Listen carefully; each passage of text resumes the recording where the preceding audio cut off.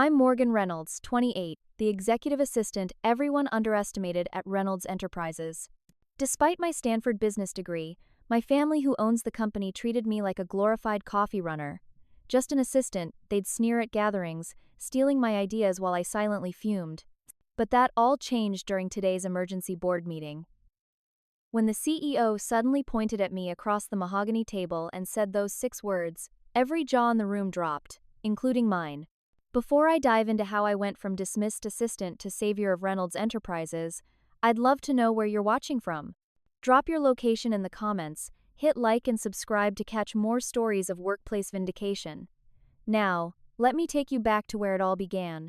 For 5 years, I'd been the executive assistant at Reynolds Enterprises, a position that came with a desk outside Uncle Richard's office and an all-access pass to family contempt.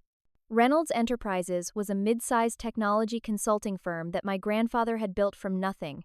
When he passed away, leadership transferred to his son, my Uncle Richard, who took the CEO position and quickly installed his own children and wife in executive roles. The Reynolds family power structure was clear. Uncle Richard sat at the top as CEO, a man who exuded charm to clients but treated me with thinly veiled disdain.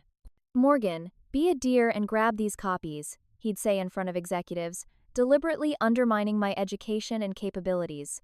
He'd send me on coffee runs during important meetings, ensuring I couldn't participate in discussions where my insights might actually help. My cousin Bradley held the CFO position despite having less financial training than I did. He was the worst of them all, openly hostile at every turn. "Shouldn't you be answering phones or something?" was his standard greeting when he saw me reviewing company reports. Bradley had graduated from a mediocre state school with average grades, but his last name guaranteed him a corner office while my Stanford business degree with honors got me a desk in the hallway. Aunt Patricia, the COO, was a master of passive-aggressive behavior. "Morgan, I value your input," she would say in private, then proceed to completely ignore or dismiss my suggestions in meetings. "I'm only thinking of your best interests," was her favorite phrase after shutting down my ideas. The truly infuriating part was watching her present those exact same ideas weeks later as her own. And then there was my cousin Stephanie, the marketing director. Stephanie was two-faced to a fault, all smiles and friendship when others were watching, but vicious when we were alone.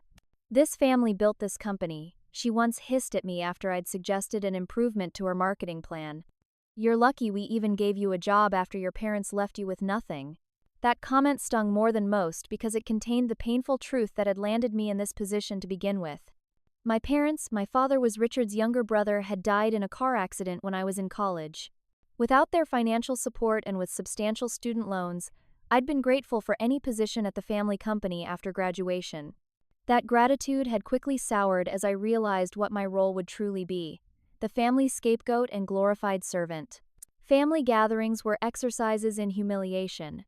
"Morgan's just an assistant," Aunt Patricia would explain dismissively to business associates at holiday parties, despite knowing I'd graduated top of my class.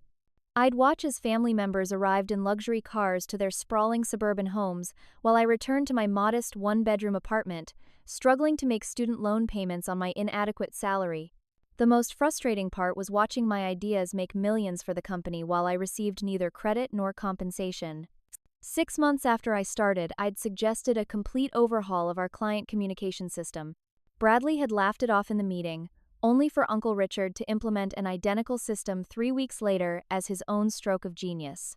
The pattern continued for years: my market analyses, financial projections, and strategic plans all dismissed, then mysteriously resurfacing as someone else's brilliance. But despite it all, I stayed. Partly because of limited options with the economy, partly because of a stubborn determination to eventually prove myself, and partly because beneath it all, Reynolds Enterprises was still my family's legacy.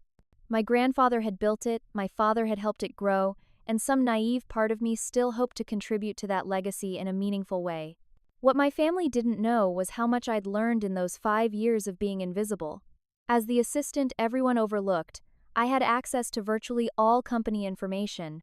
I read every report, sat in on most meetings, and had slowly built a comprehensive understanding of the business that possibly exceeded anyone else's, including Uncle Richard's. I was determined that someday they would see me as more than just an assistant. I had no idea how soon that day would come. The first major betrayal came after 3 years at Reynolds Enterprises, when I'd finally worked up the courage to develop a comprehensive marketing strategy for our struggling digital services division. For weeks, I stayed late at the office, researching competitors, analyzing market trends, and crafting a detailed implementation plan. The division had been losing market share for 6 consecutive quarters, and nobody seemed to have any fresh ideas to turn things around. My plan was innovative yet practical, a complete repositioning of our services with a unique pricing model that would differentiate us from competitors while boosting margins.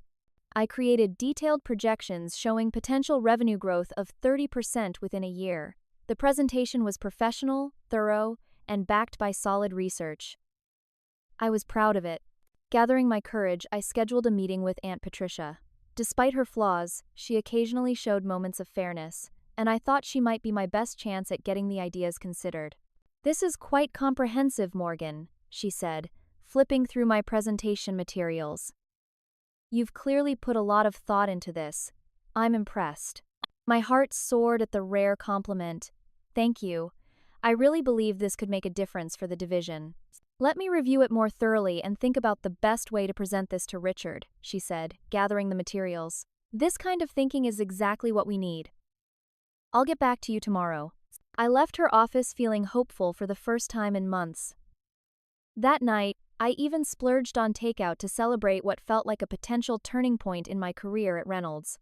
The next morning, I arrived at work to find an all-staff email about an emergency meeting for the Digital Services Division. Curious, I made sure to arrive early and find a seat at the back of the conference room. The room filled quickly with whispers about the division's struggles and speculation about possible layoffs. Uncle Richard entered with Bradley and Aunt Patricia, followed by Stephanie, who was carrying a familiar-looking presentation folder. My stomach dropped. "Thank you all for coming," Uncle Richard began. "As you know, the Digital Services Division has been underperforming. Today, Stephanie has a presentation on a new direction that the executive team is very excited about." I watched in stunned disbelief as Stephanie walked confidently to the front of the room and began presenting my exact plan slide by slide, point by point. She used my research, my strategies, even some of my exact phrasing. The only difference was the cover page, which now featured her name instead of mine. "This innovative approach," she declared with a self-satisfied smile, "represents weeks of my analysis and strategic thinking." The room erupted in applause as she finished. I sat frozen, unable to process the blatant theft happening before my eyes. Across the room, I caught Aunt Patricia watching me, her expression daring me to say something. After the meeting, I confronted Stephanie in the hallway. "That was my presentation. My work. How could you?" She laughed lightly, checking to make sure no one was within earshot. "Your presentation? I don't know what you're talking about, Morgan. I've been working on this for weeks. Maybe great minds think alike?" Her smile was venomous. "Besides, who would believe you? You're just an assistant." Still reeling, I went to Uncle Richard's office, knocking on his open door. "Uncle Richard, I need to speak with you about Stephanie's presentation." He barely looked up from his computer. "Wasn't it excellent? That girl has a bright future." "It was my work," I said firmly. "I shared it with Patricia yesterday. Every word of it was mine." Now he did look up, his expression hardening. "That's a serious accusation, Morgan. Patricia told me you might react this way. She said you happened to see some of Stephanie's materials on her desk yesterday and might have gotten confused about who created what." "That's not true. I can prove it." "Enough," he cut me off. "Stephanie has been working on this project for weeks. Multiple people have seen her progress. If you're having trouble accepting others' success, perhaps we should discuss your future here." The threat was clear. I retreated, humiliated and enraged, locking myself in a bathroom stall where I could finally let the tears come. How could they be so blatant about stealing my work? What was the point of trying if this was how it would always be? "Are you okay in there?" A voice came from outside the stall, startling me. I quickly wiped my eyes and opened the door to find a woman I recognized from IT, Zoe Harper, looking at me with concern. She wasn't family and kept to herself mostly, but had always been kind during our brief interactions. "I'm fine," I said automatically. "No, you're not," she replied matter-of-factly. "And that's okay. I saw what happened in that meeting. We ended up talking for nearly an hour in the empty bathroom. Zoe explained that she'd been at Reynolds for 7 years and had watched the family dynamics play out countless times. They did the same thing to me once, she confided. A security protocol I designed was presented by Bradley as his own work. I learned my lesson. What lesson? I asked bitterly. Don't try? No. Document everything. Protect yourself. Her eyes were serious. Start recording conversations when legal in this state. Back up all your work to personal drives. Create paper trails with timestamps. Build your case quietly. From that day forward, Zoe became my first real ally at Reynolds Enterprises. She helped me set up secure systems for preserving my work and taught me how to protect myself in a company where my own family was determined to use me while keeping me down. While organizing files for Uncle Richard that evening, I came across something strange: financial reports that didn't match the versions I'd seen presented to department heads. The discrepancies weren't huge, but they were noticeable to someone who had been reading financial statements for years. Something wasn't right with the company's finances, and I had a sinking feeling about who might be responsible. Armed with Zoe's advice, I began my quiet resistance. I wouldn't give up, I wouldn't quit, and I wouldn't let them steal from me again. The next 3 months transformed me from a passive victim into a strategic investigator. Following Zoe's advice, I began documenting everything. I recorded conversations when legal, backed up all my work to secure personal drives, and kept detailed logs of every interaction with family members. I even installed a small camera in my desk plant after finding my drawers had been searched multiple times. My family noticed the change in me. I was no longer the easy target who would silently accept their abuse. I asked questions during meetings, intelligent, pointed questions that sometimes left them fumbling for answers. I became more assertive about claiming credit for my work, sending email summaries of my contributions with specific timestamps and details. Bradley, in particular, grew increasingly hostile toward me. Where before he had merely been dismissive, now he seemed genuinely angry about my presence. When I asked him about quarterly projections that seemed overly optimistic compared to our actual performance, his face flushed dark red. "Since when does an assistant need to understand financial projections?" he snapped. "Just stick to getting the coffee right, Morgan." But his reaction only confirmed my suspicions that something wasn't right with the company's financials. Late one evening, after everyone had left, I accessed the financial database using the admin credentials I'd been given to occasionally help the accounting department. What I found made my blood run cold. There were 2 sets of books. One showed the company's actual performance: declining revenues, mounting debt, and worrying cash flow problems. The other, the version presented to the board and outside investors, showed a company in robust health with growing profits and strong projections. Bradley had been systematically manipulating financial statements for at least 2 years. This wasn't just family pettiness anymore, this was fraud. As I was compiling evidence, the office door swung open unexpectedly. Bradley stood there, eyes narrowing as he saw what was on my screen. "What the hell do you think you're doing?" he demanded, striding toward me. I stood my ground. "I could ask you the same thing. These reports don't match what you've presented to the board." "You've just made the biggest mistake of your pathetic career," he said, voice low and threatening. "You have no idea what you're looking at or what you're dealing with. This company has been carrying you as charity for years. One word from me, and you're out on the street with nothing." "Is that a threat?" I asked, my voice steadier than I felt. "It's a promise." He loomed over me. "If you know what's good for you, you'll forget whatever you think you saw and stick to answering phones. The financial health of this company is none of your concern."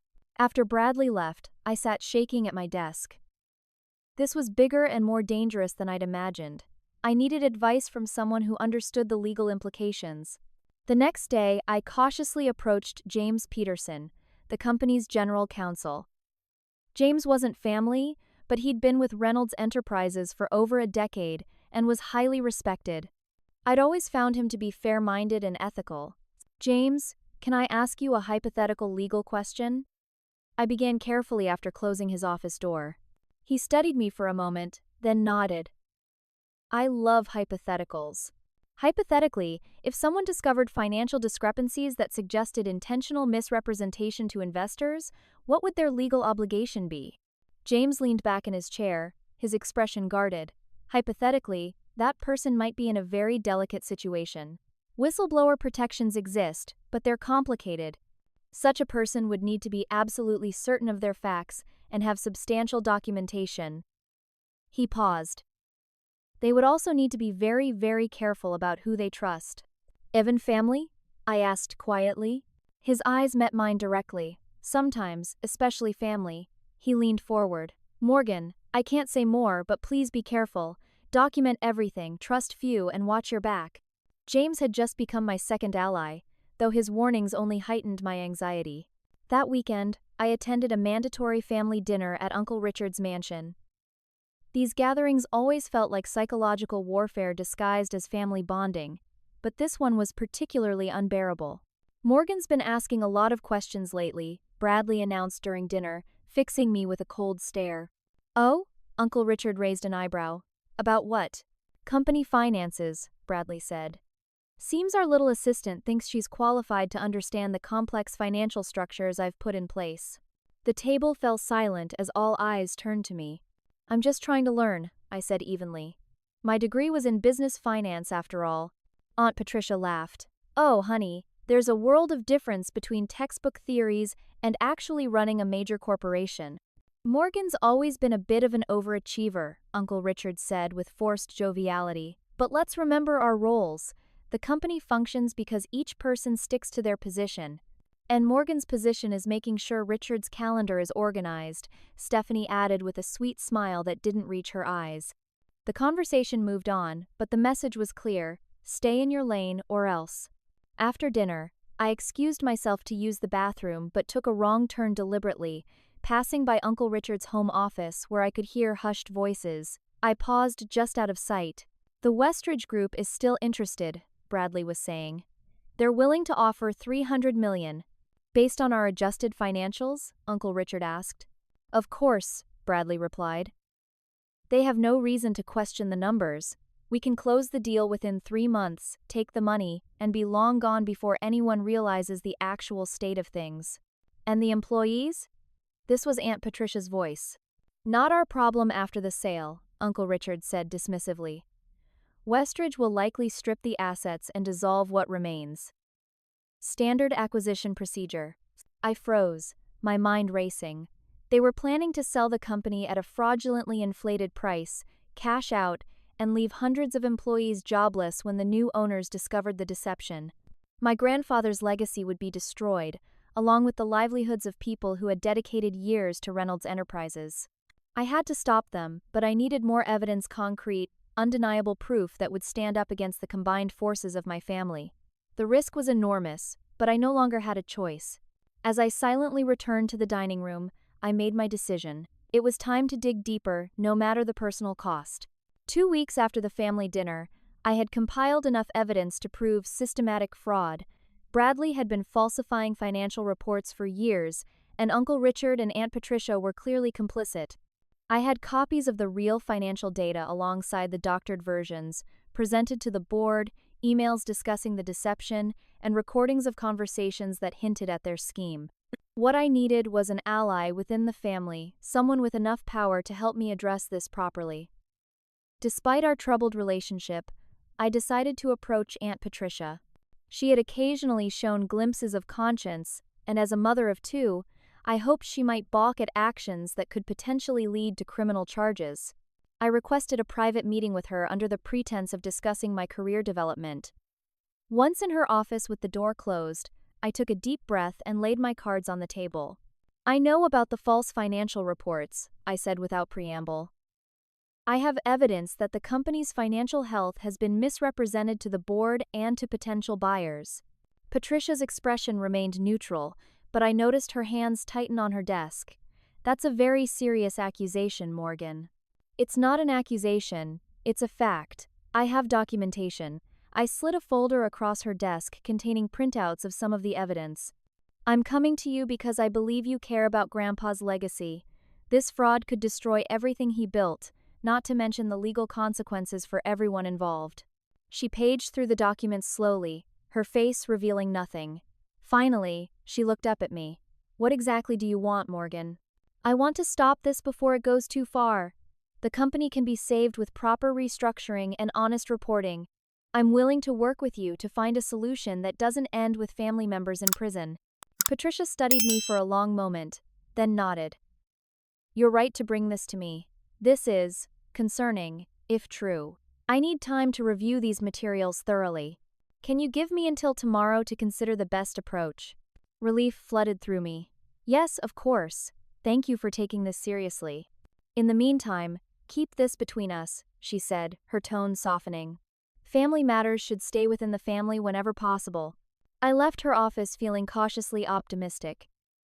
Perhaps things could be resolved without public scandal or criminal charges. Perhaps Patricia would be the voice of reason I needed. The next morning, I arrived at work to find my computer screen displaying an error message. When I called IT, they informed me that my hard drive had crashed catastrophically overnight. All my files were gone. When I tried to access my cloud storage accounts, I discovered all my passwords had been changed. Panicking, I rushed to my desk drawer where I kept a backup flash drive only to find it missing.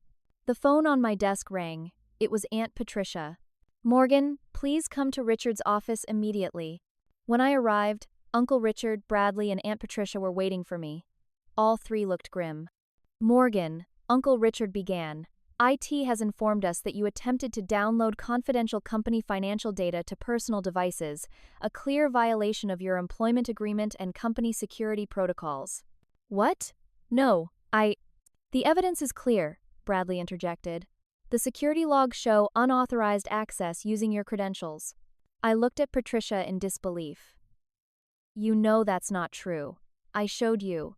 Morgan, she interrupted, not meeting my eyes. I'm very concerned about your recent behavior. First, these wild accusations of financial impropriety, and now this security breach. It suggests a troubling pattern. The betrayal hit me like a physical blow. She had warned them. She had given them time to destroy my evidence and frame me for wrongdoing. We should terminate her immediately, Bradley said. No, Uncle Richard replied. She's family after all. But this cannot go undocumented. He pushed a paper across the desk toward me. This is a formal written warning that will go in your personnel file. Any further violations will result in immediate termination. I stared at the document, which detailed fictitious security violations I had supposedly committed. It was a complete fabrication designed to discredit me if I ever spoke out. I didn't do any of this, I said quietly. Sign it, Morgan, Aunt Patricia said, finally meeting my eyes. Her message was clear: take the warning or lose your job. With no evidence left to support my claims and no immediate alternative employment prospects, I signed the document, my hand shaking with rage and humiliation. As I left the office, I found a note had been slipped into my bag.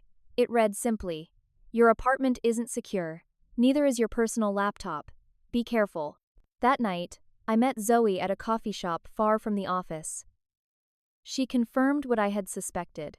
They used your access credentials to log in overnight and download financial files, she explained. Then they reported it as suspicious activity.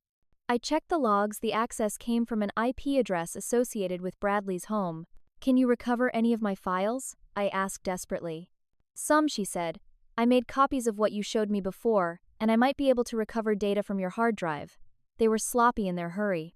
I almost got fired today, I admitted. Maybe I should just give up. Is that really what you want? To let them win after what they've done? Zoe's expression was fierce. They're selling a fraudulent company, Morgan. People will lose jobs, investors will lose money, and your family will walk away rich from the deception. She was right. I couldn't give up now, not when so much was at stake.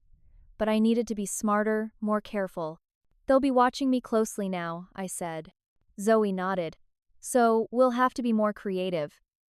Play the role they expect, the chastened assistant who learned her lesson. Meanwhile, we build a new case, one they can't trace back to you. As I walked to my car later, my phone buzzed with a text from an unknown number. Check your apartment carefully when you get home. When I arrived home, I immediately sensed something was wrong. Items had been subtly moved, drawers left slightly open, my home had been searched. I found my personal laptop with the case slightly askew, as though it had been hastily reassembled. This wasn't just workplace politics anymore. My family was playing a dangerous game, and they had just raised the stakes dramatically. I was facing professional ruin, possibly even criminal charges if they decided to frame me further. For the first time, I felt truly afraid. I had never imagined my own family would go this far to silence me. As I sat in my searched apartment, surrounded by the violated remains of my personal life, I experienced a moment of complete despair. Perhaps it would be easier to resign, walk away, and try to start fresh somewhere else. But then I thought of my grandfather, whose portrait still hung in the main hallway of Reynolds Enterprises. He had built something meaningful, something that provided livelihoods for hundreds of people. I thought of those employees, many of whom had families depending on them. I thought of my parents, who had always taught me that integrity mattered more than easy paths. This wasn't just about me anymore. Too many people would be hurt if I gave up now. I wouldn't let my family destroy my grandfather's legacy for their own greed. Somehow, I had to find a way to fight back. After the apartment break-in, I realized I needed a complete strategy overhaul. My family had shown they would go to any lengths to protect their scheme, including potentially setting me up for criminal charges. Fighting them openly had nearly cost me everything. Now it was time for a more subtle approach. My first step was securing my evidence and communications. With Zoe's help, I created an encrypted off-site backup system that couldn't be traced back to me. We used a series of proxy servers and anonymous accounts to store copies of all the evidence I could salvage. "They're watching your work computer and monitoring your company email," Zoe warned. "Assume everything you do on company devices is being tracked." "So I need to appear to give up," I reasoned. "Make them think I've learned my lesson." "Exactly. Become the model employee while we work behind the scenes." I began performing my assistant duties with renewed dedication, arriving early, staying late, and never accessing any files not directly related to my job responsibilities. I became unfailingly polite to Bradley, Stephanie, and Uncle Richard, accepting their condescension with a humble smile. I even started bringing Uncle Richard his favorite specialty coffee each morning without being asked. "I'm glad to see you've come to your senses," Uncle Richard commented one morning, accepting the coffee without thanks. "You're much more pleasant when you remember your place." I lowered my eyes submissively.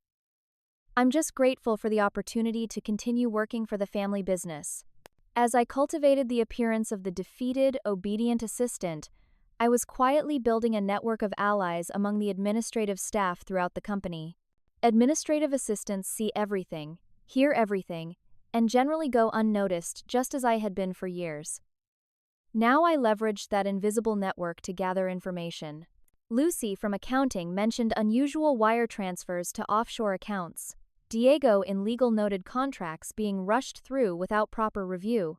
Cara in HR expressed concerns about sudden changes to executive compensation packages. Individually, these details might seem minor, but together they formed a pattern consistent with a company being stripped of assets before a fraudulent sale.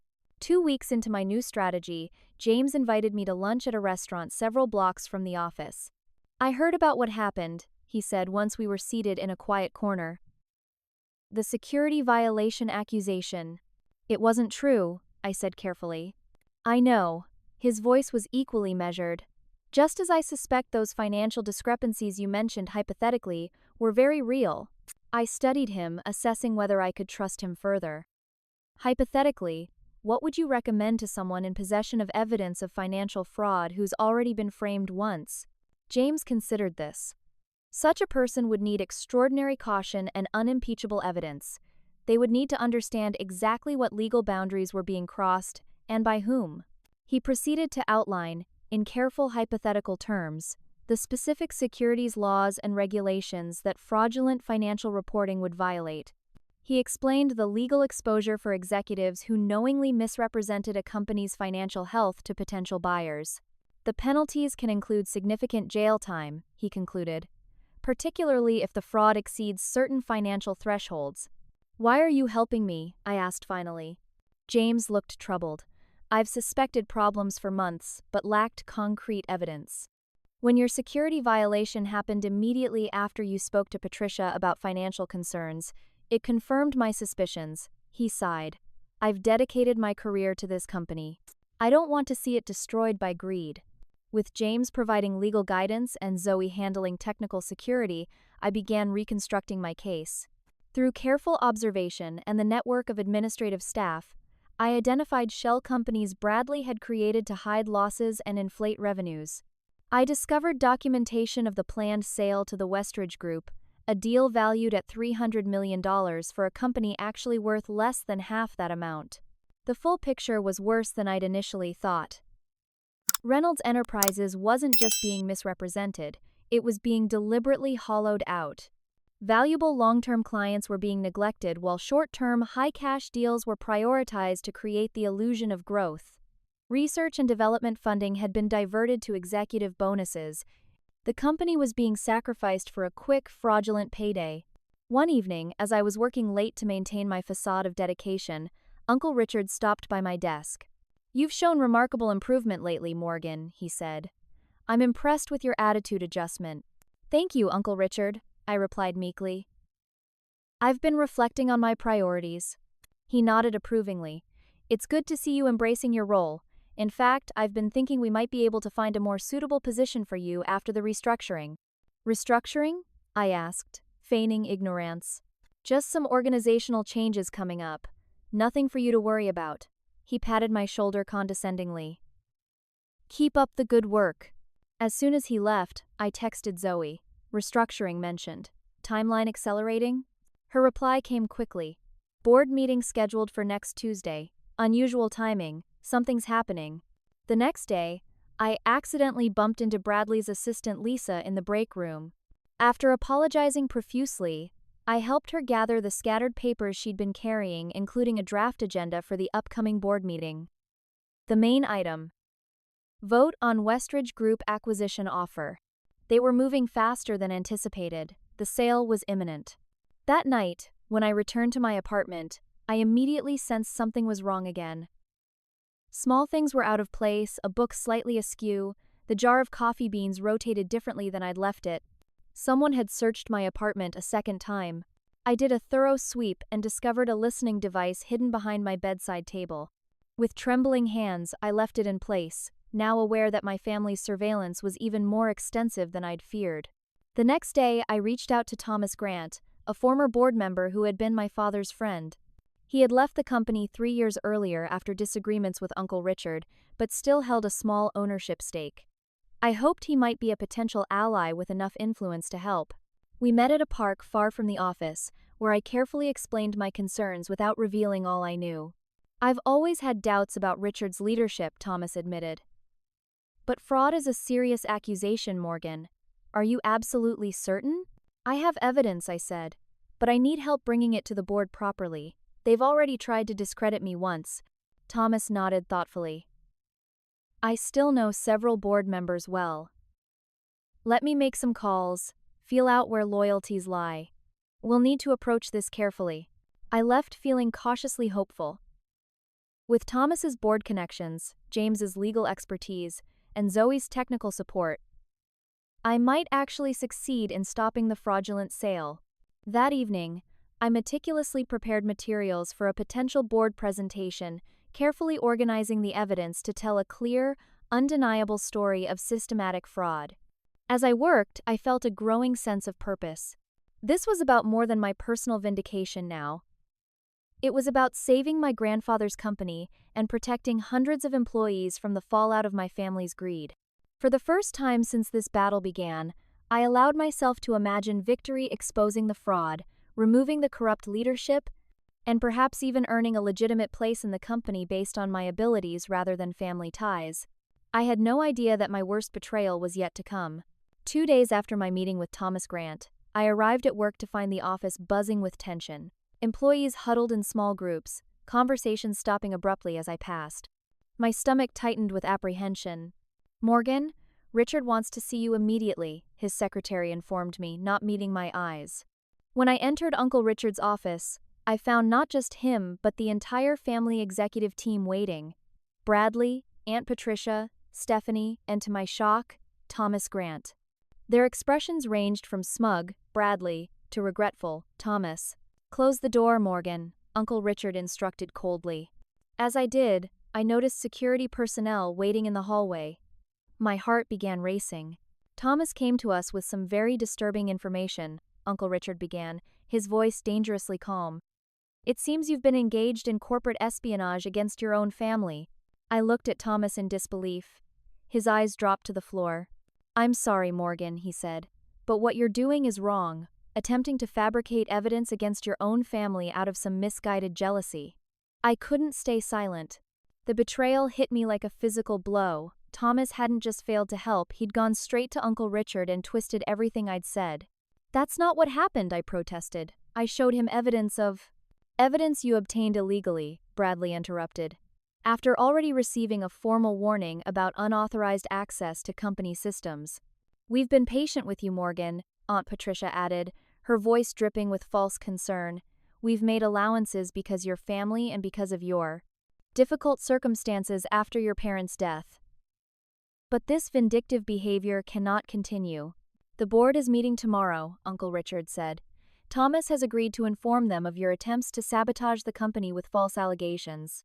Given the circumstances, you're suspended effective immediately, pending a full investigation." "You're framing me," I said, looking from face to face. "You know exactly what's happening here. You're selling a fraudulent company and destroying Grandpa's legacy for your own profit." "Security will escort you out," Bradley said, ignoring my accusation. "Your personal belongings will be sent to you after they've been examined for company property." 2 security guards entered at Bradley's signal. "This is my family's company too," I said, fighting to keep my voice steady. "My father helped build it. My grandfather founded it. You don't get to steal it and destroy it." "Your father is dead," Uncle Richard said bluntly. "And you are nothing but a disturbed young woman who can't accept her limitations. You should be grateful we didn't press charges." The security guards took position on either side of me. The humiliation was complete, being escorted from the building like a criminal, watched by colleagues I'd worked alongside for years. As we passed through the main work area, I saw Zoe watching, her expression carefully blank but her eyes communicating silent support. "Your badge," one guard requested as we reached the lobby. I handed it over, along with my company phone. "We'll need the keys to your desk and filing cabinets as well." After surrendering everything connecting me to Reynolds Enterprises, I was deposited on the sidewalk outside the building I'd entered with hope just an hour earlier. I made it to my car before the tears came, tears of rage, humiliation, and despair. I had been so careful, so strategic, and still they had outmaneuvered me. With Thomas's betrayal, my credibility with the board was destroyed before I'd even had a chance to present my case. Worst of all, the emergency board meeting was tomorrow. The sale would be approved, the family would walk away with millions from their fraud, and hundreds of employees would eventually lose their livelihoods when the truth came out. And there was nothing I could do to stop it. That evening, I sat in my apartment staring at walls that no longer felt safe. My career was in ruins, my reputation destroyed, my family had turned against me completely, and I had failed to protect my grandfather's legacy. For hours, I contemplated giving up entirely, leaving the city, changing my name, starting over somewhere far from the Reynolds family influence. I was a single vote against a unified family front backed by security teams, legal threats, and unlimited resources. What chance did I really have? Around midnight, my phone rang with an unknown number. I almost didn't answer, fearing more threats or gloating from Bradley. "Morgan, it's James. Don't say my name or mention the company. Are you somewhere secure to talk?" "As secure as I can be," I replied, thinking of the listening device I'd found. "I heard what happened. The whole company's talking about it. Listen carefully, there's an emergency board meeting tomorrow at 9 a.m. Full board, in-person attendance required, closed session. They're pushing the vote through."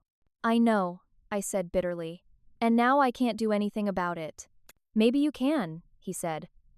"I can't say more over the phone. Meet me at the diner on 7th Street in 20 minutes. Come alone and make sure you're not followed." I considered whether this could be another trap, but James had consistently supported me from the shadows. It was worth the risk. The diner was nearly empty when I arrived. James was in a back booth, along with Zoe. Their expressions were grim but determined. "We don't have much time," James said after I sat down. "The board meeting is scheduled for 9 a.m. Richard, Bradley, and Patricia plan to present the Westridge offer and push for an immediate vote. With Thomas backing their version of events, I'm completely discredited," I said. "Maybe not," Zoe countered. "We still have the evidence. the actual financial records versus the falsified ones, the documentation of shell companies, the emails discussing how to hide the real numbers. But how can we present it? I'm banned from the building, remember? James and Zoe exchanged glances.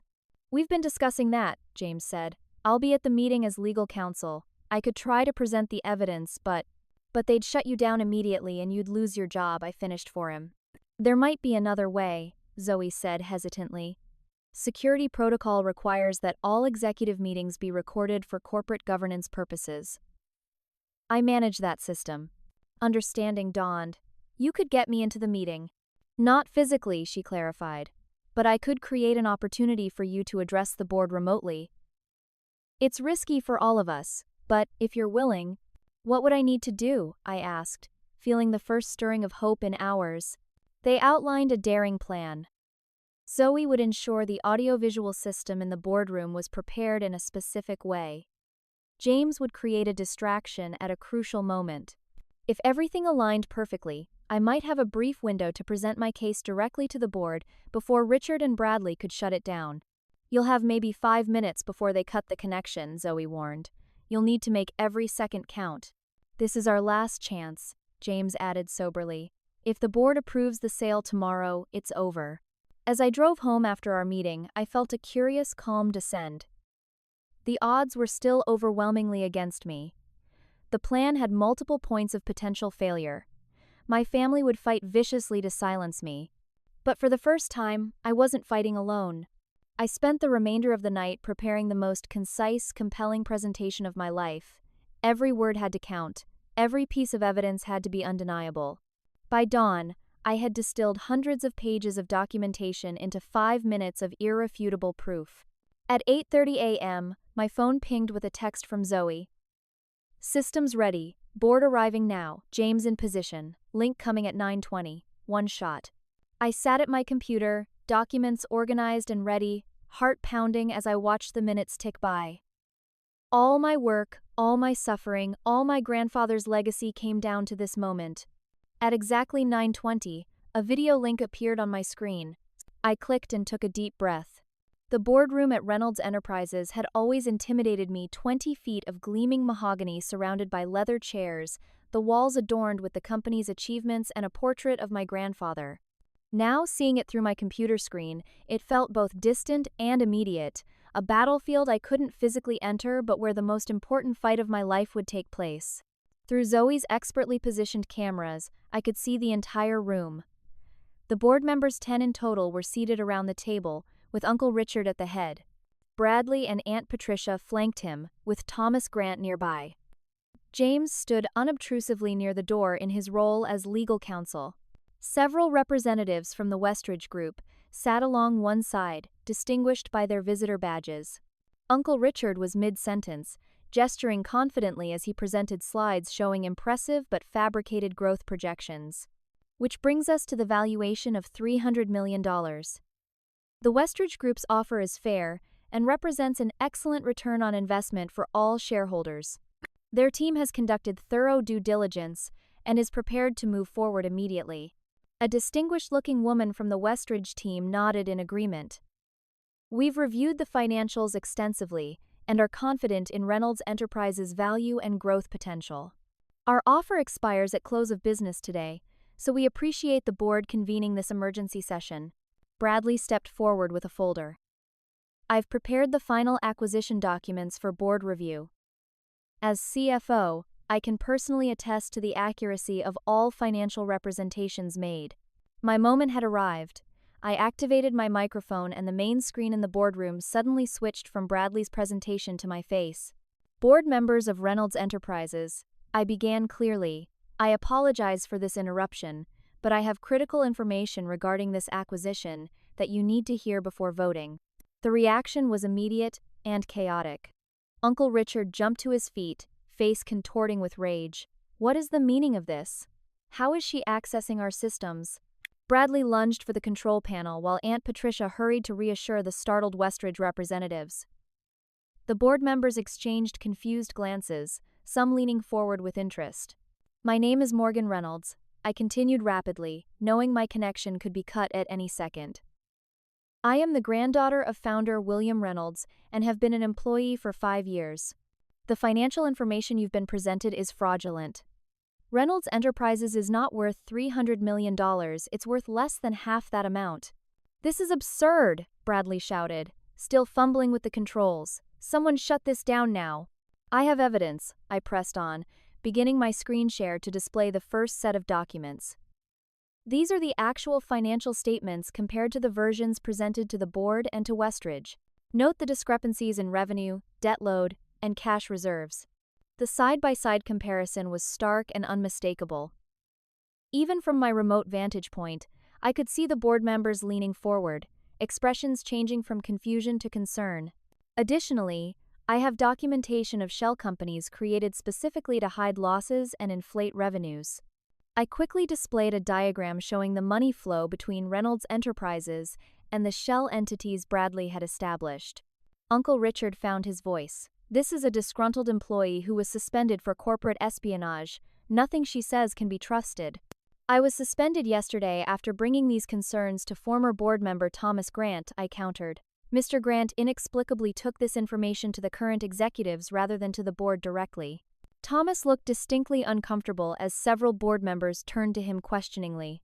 I have emails, I continued, displaying the next screen, showing deliberate discussion of how to hide the company's true financial position from the board and from potential buyers.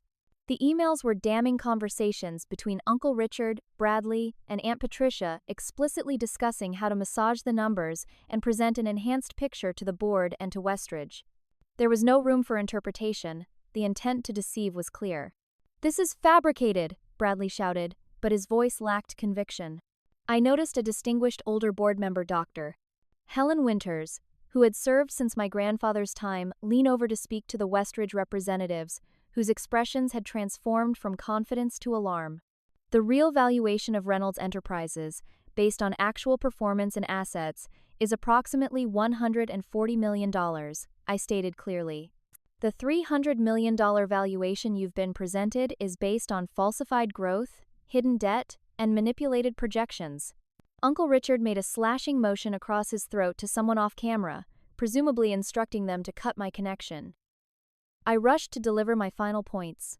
Board members, I'm providing access to a secure server containing all the documentation supporting these claims. The access information is being sent to your official email addresses now. I had prepared this in advance, with Zoe's help. This evidence shows systematic fraud perpetrated by the current executive team. As shareholders and fiduciaries, you have a legal obligation to investigate before approving this sale. The screen in the boardroom suddenly went black as my connection was cut. I sat back, heart pounding, unsure if I had said enough to make a difference.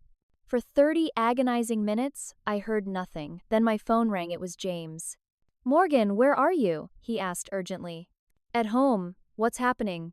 "Get back to the office now. The board wants to speak with you directly. Dr. Winters has taken control of the meeting and suspended the vote. The Westridge team is demanding immediate verification of the financials. They believe me?" I could barely comprehend this turn of events.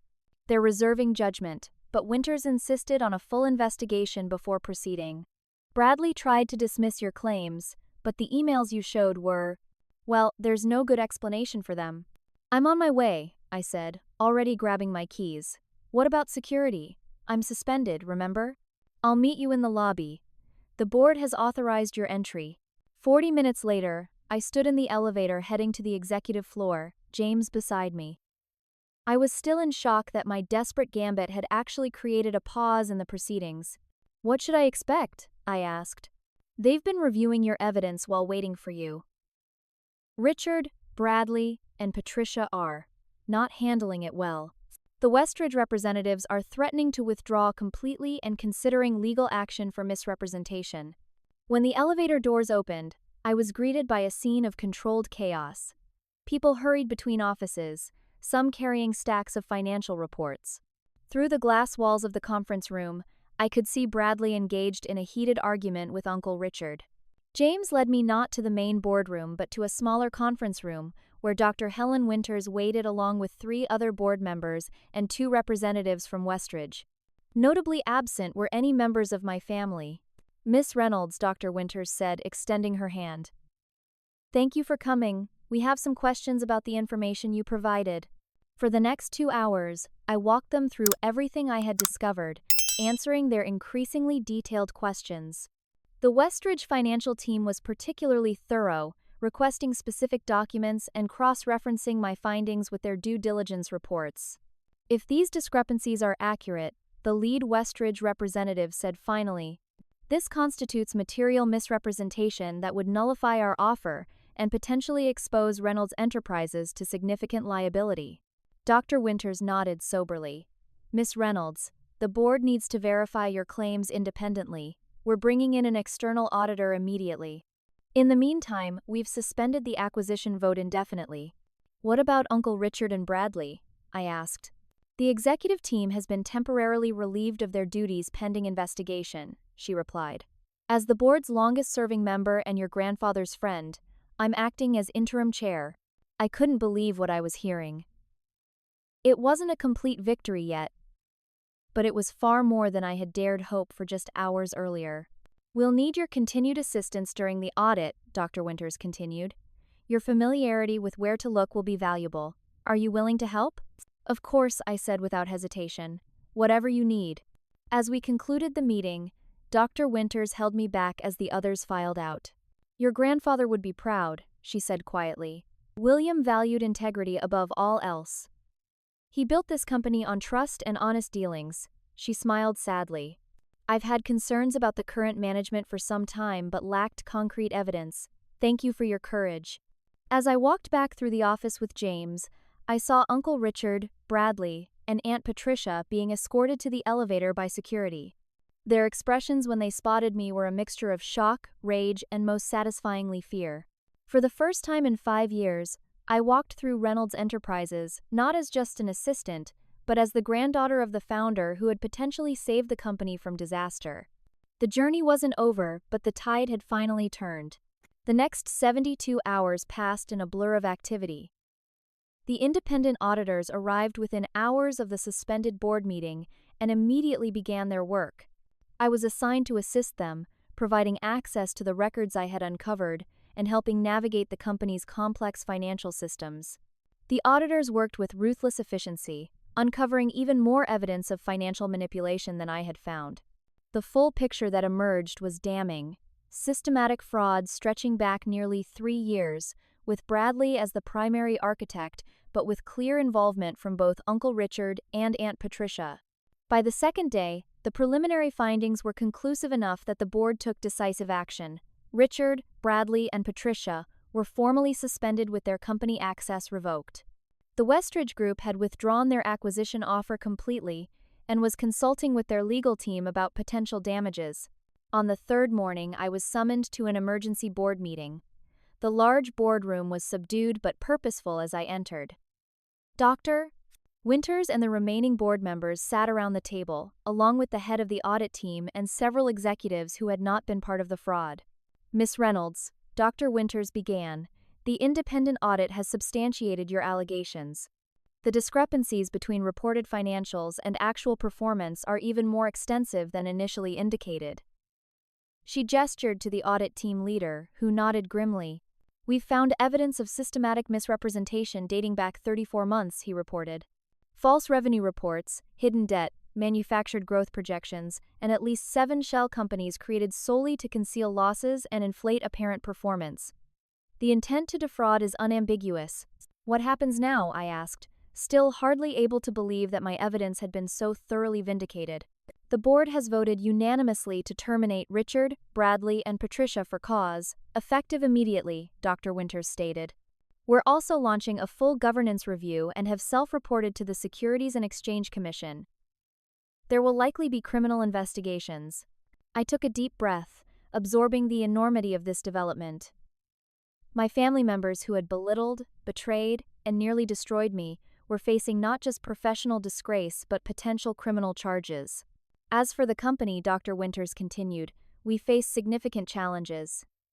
The true financial position of Reynolds Enterprises is precarious, though not irreparable. We need leadership with both the skills to implement a turnaround strategy and the ethical foundation to rebuild trust. She looked at me directly. The board would like to offer you the position of Interim Chief Operating Officer, Miss Reynolds. Your business qualifications are excellent, you understand the company thoroughly, and you've demonstrated extraordinary integrity under pressure. We believe you represent the values William Reynolds built this company on. The room fell silent as everyone awaited my response. Me COO? After years of being dismissed as just an assistant? The irony was almost too much to process. I would be honored, I said finally, my voice steadier than I expected. But I'll need a strong team. Of course, you'll have authority to build your executive team as needed, subject to board approval. As the meeting concluded, I found myself facing a new and unexpected reality. I was now responsible for saving the company I had nearly been driven from just days earlier. The news of the executive shakeup spread rapidly throughout Reynolds Enterprises. Employees gathered in small groups, whispering and speculating. Many looked shocked when they heard about my appointment, but others, particularly those who had worked closely with me over the years, seemed less surprised. Later that afternoon, as I was transitioning into what had been Aunt Patricia's office, I received word that Richard, Bradley, and Patricia were in the lobby, demanding to collect their personal belongings. Board policy required that a current executive supervise the process. As the newest executive, the task fell to me. I steeled myself and headed to the lobby, where security was maintaining an uncomfortable standoff with my 3 former family executives. You, Bradley spat when he saw me. This is all you're doing, you backstabbing little... That's enough, I cut him off coolly. You're here to collect personal belongings only, under supervision as company policy requires. I'll escort you to your offices one at a time. This is ridiculous, Uncle Richard fumed. I built this company, you have no right. The board disagrees, I replied evenly, and the independent audit confirms that you were systematically defrauding the company, the board, and potential buyers. Now, shall we proceed, or would you prefer to have your items shipped? Patricia stepped forward, her usual composure cracking. You've destroyed this family, Morgan. Your parents would be ashamed of what you've done. That barb struck deep, but I refused to show it. My parents valued honesty and integrity above all, Aunt Patricia. I think we both know who they would be ashamed of. I gestured to the security team. Please escort Mr. Reynolds to his office first. Keep careful inventory of everything removed. As they walked away, Bradley turned back. This isn't over, Morgan. The board might believe your lies now, but we have friends, connections. You've made powerful enemies. I'm aware of that, I replied calmly. I've been dealing with powerful enemies since I started working here. The difference now is that everyone knows exactly who you are. Over the next hour, I supervised as each family member cleared out their personal effects under the watchful eyes of security. Their offices, once symbols of power that had intimidated me, now seemed smaller, ordinary spaces that would soon be filled by more deserving leaders. In Richard's office, I noticed he had removed the photo of my grandfather from the wall. When I questioned him, he shrugged dismissively. Family photos are personal property. That's a company archive photo of the founder, I corrected him. It stays. I carefully took the frame from his box and returned it to the wall. It was a small victory, but a meaningful one. As they were escorted from the building for the final time, I stood in the lobby watching their departure. The family that had belittled and betrayed me, that had tried to destroy my career and steal my grandfather's legacy, was leaving in disgrace while I remained. James approached as they disappeared through the revolving doors. You okay? I think I am, I said, surprised to find it was true. There's a lot of work ahead to save the company, but for the first time in years, I feel like I'm exactly where I'm supposed to be. Back in my new office, still bare except for my grandfather's portrait that I'd moved to a place of prominence, I found Zoe waiting. Congratulations, Madam COO, she said with a smile. Not bad for someone who was just an assistant last week. I couldn't have done it without you and James, I said sincerely. You took enormous risks to help me. Speaking of which, she replied, I've been thinking about improving our cybersecurity protocols. The company is obviously vulnerable to both external and internal threats. Are you proposing yourself for Chief Information Security Officer? I asked with a smile. Someone needs to make sure the next generation of executives can't pull what your family did.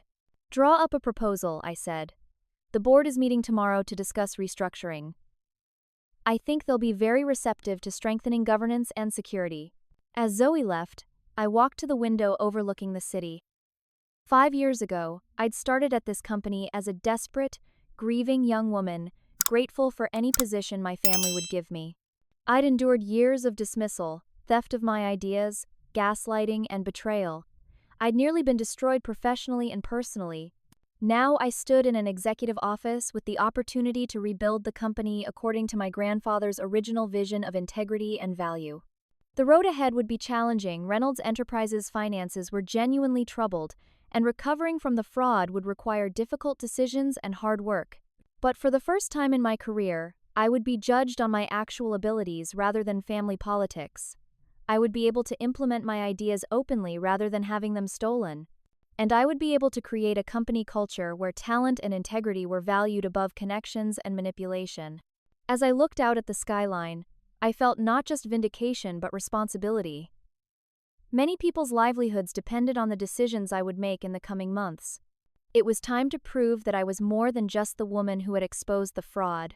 I was a leader worthy of my grandfather's legacy. 1 month after the dramatic board meeting that changed everything, I sat at my desk in what was now firmly established as my office. The space had been transformed, gone were Aunt Patricia's pretentious art pieces and uncomfortable furniture, replaced with a practical, welcoming arrangement that reflected my own style and priorities. My grandfather's portrait hung prominently on the wall, a daily reminder of the legacy I was working to preserve. The past month had been the most challenging of my professional life.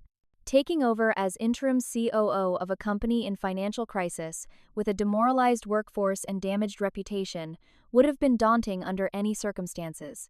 Doing so in the aftermath of a fraud scandal involving my own family had added layers of complexity few executives ever face. Yet, surprisingly, I had thrived under the pressure. My years as just an assistant had given me comprehensive knowledge of the company's operations from the ground up. I understood the systems, the people, and the problems in ways my family executives, isolated in their corner offices, never had. The independent audit had been completed 2 weeks ago, revealing the full extent of the financial manipulation. The company's situation was serious but not terminal. With strategic restructuring and honest leadership, Reynolds Enterprises could recover, though the path would not be easy. Today marked an important milestone. My first executive committee meeting as permanent, no longer interim, coup. The board had confirmed my position yesterday, after reviewing my proposed recovery strategy. As I gathered my materials for the meeting, my new assistant Kira knocked on the doorframe. "The team is assembled in the conference room," she informed me. "And the preliminary Q3 projections just came in from finance. I've added them to your presentation." "Thank you, Kira," I replied with a smile. I made a point of treating my assistant with the respect I had been denied, and she had quickly become an invaluable partner in the rebuilding effort. The executive committee waiting in the conference room was a mixture of familiar faces and new blood. James Peterson sat in his elevated role as Chief Legal Officer, having been instrumental in navigating the legal aftermath of the fraud. Zoe Harper had indeed been appointed Chief Information Security Officer, tasked with rebuilding our technical infrastructure with proper controls and transparency. The new CFO, Diane Mercer, had been recruited from outside to provide fresh financial leadership. Several department heads who had not been involved in the fraud completed the team. It was a diverse, capable group, united by a commitment to rebuilding Reynolds Enterprises with integrity. "Good morning, everyone," I began as I took my place at the head of the table, a position that still occasionally felt surreal. Today marks 1 month since the restructuring began, and we have a lot to cover. I presented the recovery strategy I had developed with input from across the organization. It was honest about our challenges, but optimistic about our path forward. Rather than the smoke and mirrors my family had relied on, it was built on transparent assessments of our true strengths and vulnerabilities. "Our immediate focus is on 3 priorities," I explained, displaying the framework on screen. "First, stabilizing our financial position through honest accounting and strategic cost management. Second, rebuilding client trust through transparent communication and exceptional service. And third, renewing our company culture to emphasize integrity, innovation, and mutual respect." The team engaged actively, asking tough questions and offering thoughtful suggestions. It was a stark contrast to the intimidating top-down meetings my uncle had conducted, where few dared to speak openly.